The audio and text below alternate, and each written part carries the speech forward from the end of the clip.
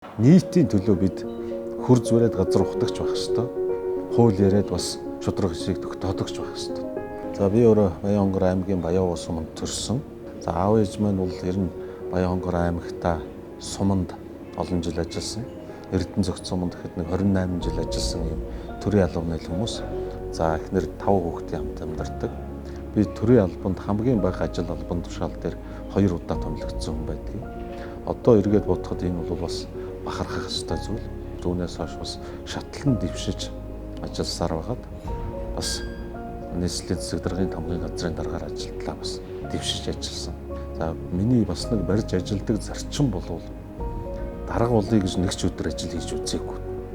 Өөртөө оногдсон энэ хариуцж байгаа ажлаа бас үр дүнтэй илүү сайн хийж гэмсэн гэж хичээж ажилласны үр дүн гэж боддгийг. За одоо бас зарим залуучуудыг харж байхад хитрхи залуугаараа дарга болчихж байна. Энэ дээр нэгдүгээр бас ажлын дадлаг дуршлаг бага. Хоёрдугаарт бас хүнтэй харьцах энэ ажлыг багаас нь хийгээгүй хүмүүс шууд дэшээ гараад ирж байгаа бол бас тийм ч зохимжтой биш. Тэгээд алдаа оноо гаргаж эрсдэл хийж байна. Буруу зуруу шийдвэр гаргачихжээ. Хитрхи бас хурдтай ажиллах гад тэн дээрээ бас алдаа эндэгдэл гаргачаад байна уу даа гэж бас харагдаж идэг. Энэ бол бас төрийн албанд байж болохгүй бас буруу жишээ юм аа гэж харддаг. Ажил хийхэд за мэдээж эрэг мэдлэг боловсрал дадлаг дуршлаг маш чухал.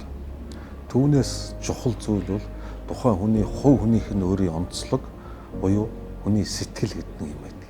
Гадаадад өндөр боловсрал эзэмшсэн өндөр хэмжээнд бэлтгэгдсэн хэрнээ ажлыг урагш нь явуулах биш болохгүй шалтгаан хайгаад хоош нь нухраагаа цаг алдуулаад байдаг ийм хүмүүсээс аль болохоор татгалзах хэрэгтэй гэж боддог.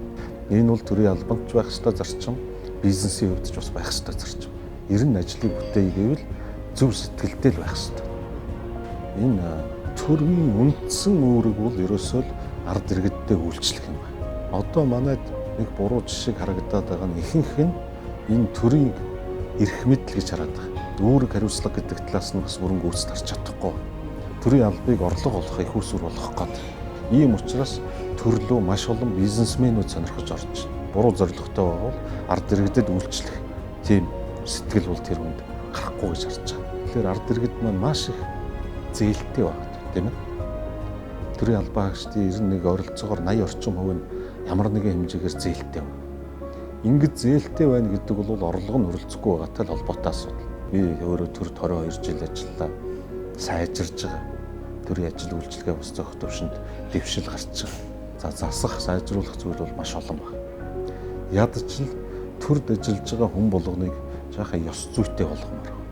Төрийн албанд ажиллаж байгаа хүн 6 сарын өмнө ажиллаа өгж улс төрийн сонгуульд оролцсон гэдэг бол төрийн албан хаагчдыг бас эрхийг нь хязгаарлаж байгаа. Сүүлийнхаа үндсэн зарчимтай бас зөрчигдсөн тогтолцоо байна.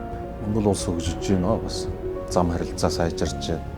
Харилцаа холбоо, дэд үтц одоо барилга, байшин гэдэг юм уу энэ талаасаа бол хөгжиж байна бас. За хүн өөрөө хөгжөөг гоцроод.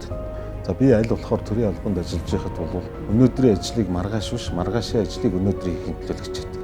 Төрийн албанд ажиллаж байсан хүмүүс бид өөрсдөө хууль тогтоомжоо хэрэгжүүлж, хуулиа хүндэтгэж ажиллахгүй бол энэ чинь бусад ард иргэдийг хуулиа дээдэл гэж хэлж бас миний хувьд бол болохгүй ёс зүг бас. Өөрөө үлгэрлэх хэрэгтэй бидний хувьд бол. Шудраг ёс гэдэг бол хамгийн түрүүнд хууль хүн бүхэнд тэгш үйлчлэх хэрэгтэй. Заримдаа бас одоо ажлын төлөө бас хатуухан дуурах, зарчимтай байх, хатуу шаардлагатай байх, цаг хугацаагаар ажиллах гэсдгийг бас шахаж ажилуулах ийм тохиолдлууд бол бишгүүдэл гардаг л да.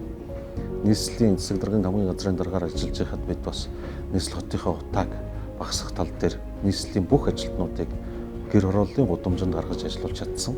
За зарим хүмүүс бас тэр үед ярьж ирсэн. Энэ засаг даргын тамгын газарт ажиллаад байна уу? Түлшний компанид ажиллаад байна уу гэсэн ийм шүүмжил хүртэл бас мэрсээр сонсогдож ирсэн. Энэ COVID-19-тэй холбоотой Монгол улсын засгийн газар маш сайн ажиллаж байгаа. Дэлхийд жишээ болохоор ажиллаж байгаа шүү Монгол улсын төрдсөн. Нийтийн төлөө бид хөр зүрээд газар ухтагч байх ёстой. Хууль яриад бас шудраг хэсгийг тогтоодогч байх ёстой.